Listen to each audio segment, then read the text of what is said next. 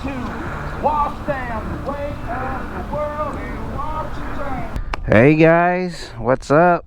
Welcome to Life with the Rebel. Okay guys, so what I wanted to do today was talk about what I dislike about this Honda Rebel 300. So let's go for a cruise and let's talk about it.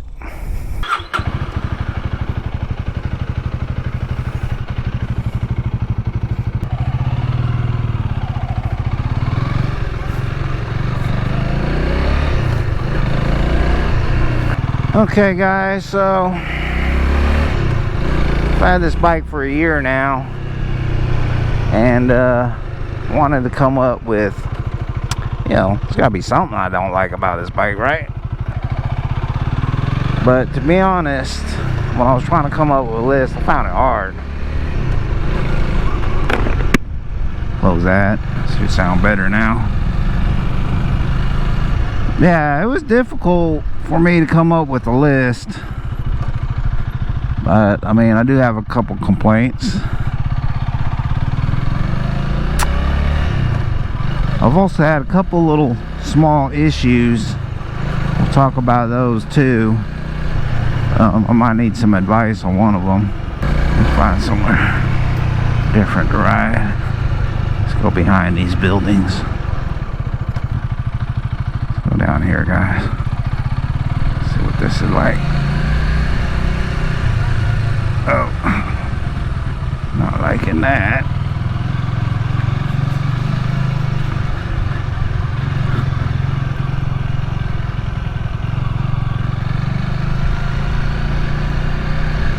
So first off, I'm not going to mention anything that's like on Honda's website, like on the spec sheet. For example, like top speed, you know, the size of the gas tank and the seat height, stuff like that. I'm not going to complain, talk about any of that stuff, because those are given. I already knew this stuff before I bought the bike, so I'm not going to go complaining about it after. What I wanted to do was mention stuff that's not on Honda's website, not on the spec sheet. So,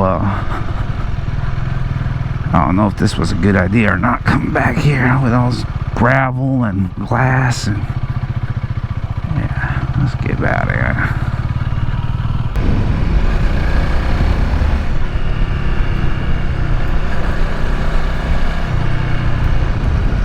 Okay guys, so let's just start off with the biggest complaint that I have about this bike. And that's the lack of a tachometer. No tachometer. I'm not like, I'll mention this in another video. I find it really odd that there's no tachometer on here, because I keep saying that this is supposed to be a beginner bike, but then they take away, you know, they don't give you a tachometer, which would be very, very helpful for a beginner. What do you guys think? Am I the only one thinking this? I mean, yeah, if I had a tack, I figured things out a lot quicker, probably shift a lot smoother, probably even save money on fuel.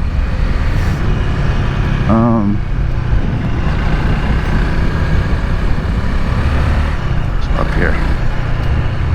But yeah, I thought the Rebel 500, I thought only the 300 didn't have a tach, but then I looked at the 500, same thing, no tach. They only have the tachometer on the 1100, the automatic, which, you know, I guess that makes sense, right? You know, why would you need on a manual? Automatic, yeah, definitely put it on that, right, Honda? Right? Perfect sense, right? Ooh, I got my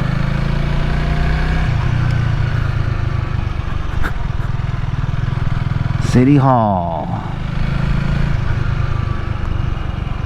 So I don't know, I think anything that's classed as a beginner bike should have a tach, no matter what. I don't care if it's a cruiser, sport bike, whatever. You gotta put a tach on it. How are people supposed to learn?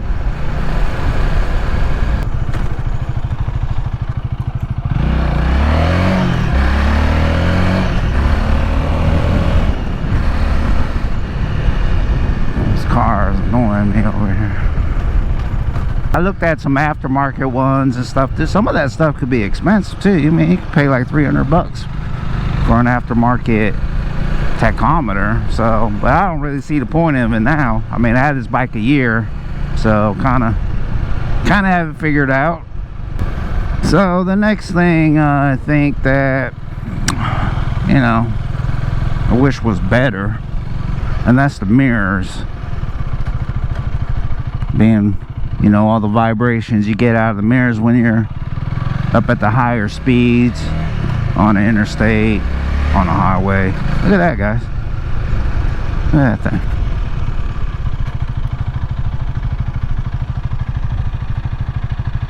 Huh. Does the thing work? Yeah, the mirrors they're going to vibrate, especially when you get up to speed, like over 45, and start vibrating. Now they're not completely unusable. I can still see things, no problem in the mirrors. I just can't make out any detail. You know, it's not very clear. You know, don't they make any dampeners or anything like that? I'm wondering, is there a way and sort of something you could install on here to absorb some of the vibration? Do they make anything aftermarket? I'm also wondering about the 500. You 500 owners, how are the mirrors on it? I mean, they're pretty good. No vibrations, minimal vibrations. I mean, what's going on with that? I want to know. And any of you other guys who ever rode smaller bikes, maybe like a CBR 300 or MT-03 or something, how are the mirrors on that? Does anyone know? Is it just a Rebel? Is it a Rebel 300 suffering from the mirror vibrations? Just kind of curious. Any experienced riders? What's the deal? What's the deal with the mirrors?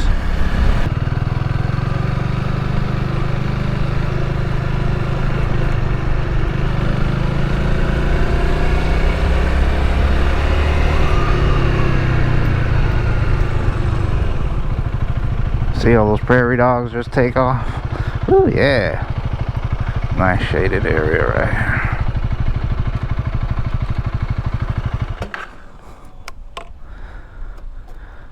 What do you think?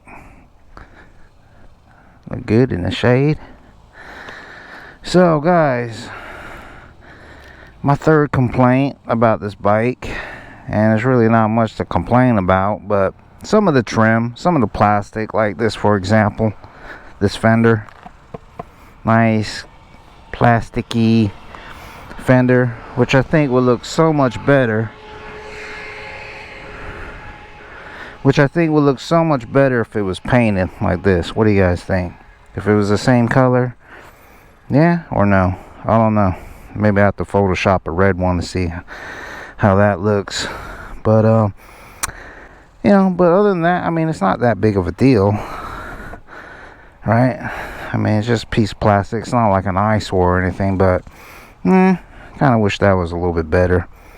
As far as the rest, like the mirrors, I like the mirrors. You know, we got some this kind of plasticky kind of, you know, look on it, but overall it doesn't look bad, and there's not that much plastic on here really. I mean, a lot of it is just all metal. We got some plastic covers here and there, some plastic trim, but overall it's not bad. It doesn't look that bad, but I don't like the fender that much. The seat, I don't have any problems with it as far as it being uncomfortable or anything like that, but looks like it's off a riding lawnmower or something, right? Kind of has that riding mower look to it. I don't know. I might upgrade it though. I might get another one. They got them on the Honda's website for like 60 bucks, guys. A genuine Honda part for 60 bucks. Can't complain too much. Just one or two little things to complain about, and that's it really. The fender, maybe the seat could look a little bit better. It's a little busy on the back with all the reflectors and stuff. I know you could fix all that stuff. The exhaust, what do you guys think? You don't like the exhaust? You think it looks fine, or you think it's ugly? I think it's kind of ugly myself, but hold on a second. Okay, I thought I had a crease in it or something. Look at this guy over here.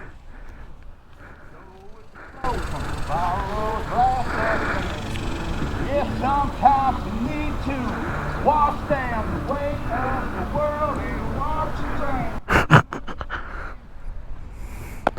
My fourth complaint, I guess, would have to be storage. There really is no storage space for little knickknacks. I mean, you can maybe squeeze some stuff in there. I mean, underneath the seat, you got some space to hold some couple tools that it comes with, and then a little spot for your documents. But other than that, there's really nowhere to hide, stash some stuff in there. But lack of storage, yeah, like I said, that's not a big deal. So the other problem I had two other little issues with this bike. One of them was being this chain guard here. I was missing a bolt, or a fastener, or I'm not sure exactly what was holding this in. I'm not even sure if there was even a bolt in there when I got the bike, to be honest. So, but anyways, I ended up putting a wire tie in there to hold it because it was flapping around. And you know, you only have this one other bolt holding it. I wouldn't want that to fall off when I'm riding, get stuck in a wheel or something, you know. But anyways, guys, if you own a 300 or 500, have it. Check that. And if you do have it in there, there is a bolt or whatever, let me know what it is. Is it a bolt? Is it a fastener? Is it plastic? What's going on with that? That's one problem I had. Minor. Easy fix, right? Here's the other problem I had with this rear fender here. Trying to put a rack on the back of it. I stripped out the darn bolt, guys. I stripped it out. You can't really tell now because I drilled it and everything else, but yeah, man, stripped it out. Tried using an Allen wrench on it. I couldn't get any leverage. But anyways, I went and got a socket with the, the Allen bit on there so I get some leverage on the thing. And no, stripped it out. Would not budge at all. I was able to get the rear one out, and I used WD-40 and everything, guys. I was able to get this rear bolt out, no problem, but I still had to use a socket on that. I couldn't take it out with the regular Allen wrench. And then this one, of course, like I said, is stripped out. I went and bought one of those little bits to help kind of like reverse thread on it to kind of pull it out with I use a big heavy duty drill on it and everything. I can't get it out, so I don't know what to do. I can't put a rack, I can't put a seat, can't do nothing with this until I get that out. So I'm thinking I might just have to take it to a machine shop or something, maybe have them do something. I'm more worried about working on it with the surrounding paint job and everything. So, I don't want to damage it up trying to take it off and put a big old scratch in it like I almost just did right there. But yeah, I think that's really it, guys. I think that's really all I could complain about with this bike so far. Like I said, I've had this bike for over a year now, probably like a year and 3 months, and those are my biggest complaints. Other than that, I think this bike has been a great beginner bike for me.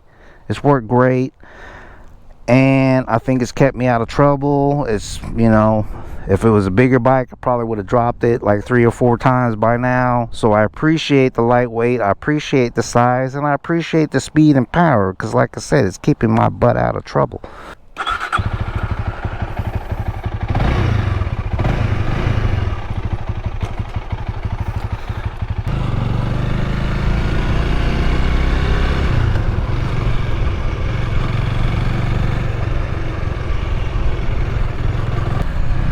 But yeah, guys, appreciate all of you watching. Don't forget to like and subscribe. Keeps me motivated. I'll definitely have some more videos up for you guys here soon on the Honda Rebel and some other stuff. Maybe some odd topics. I got some stuff I want to talk about. It's a little bit different, but other than that, guys, appreciate all of you. Stay safe out there. Stay focused. Like I say, get home safely. That should be your main goal. Other than that, guys, this is Life with the Rebel, and I'm out of here.